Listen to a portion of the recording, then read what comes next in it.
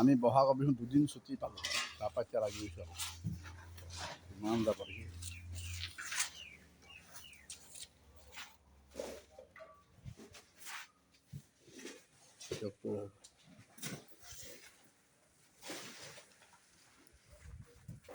মইতো প্ৰথম ভিডিঅ' দিছিলোঁ আমাৰ চাফাই সৈনিক,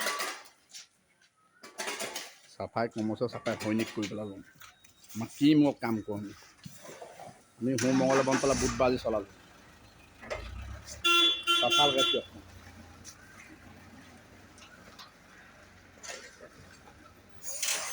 চন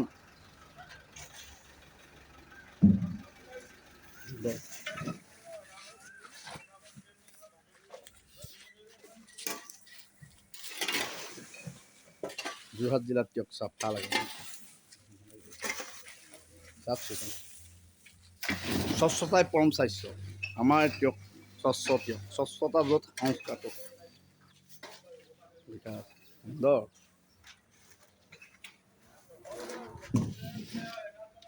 আমি আছোঁ এতিয়া চেলেং ৰোড বুলি কয়, এতিয়াতো আমাৰ চাফাই কৰ্মী লাগি আছে।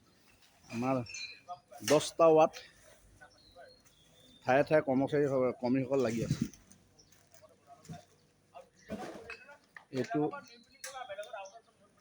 8 নম্বৰ ৱাৰ্ড হয়, চেলেং ৰোড, বাটা দোকান ফ্ৰণ্টত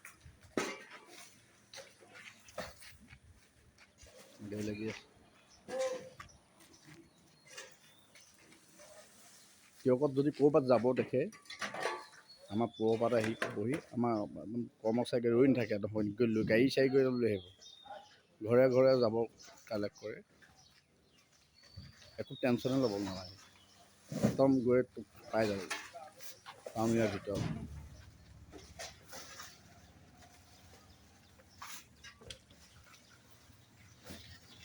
এই বডিটো ওখ গুণে অকণ ওপৰত উঠি থাকে, আমাৰ গাড়ীখনৰ বডিটো ওখ, সেয়া দাঙি দিছে, ধৰিছে তাই বাকী দিব এনেকৈ ওপৰত ৰখাই থোৱা হয় এজন আমাৰ পৌৰসভা কৰ্মচাৰী।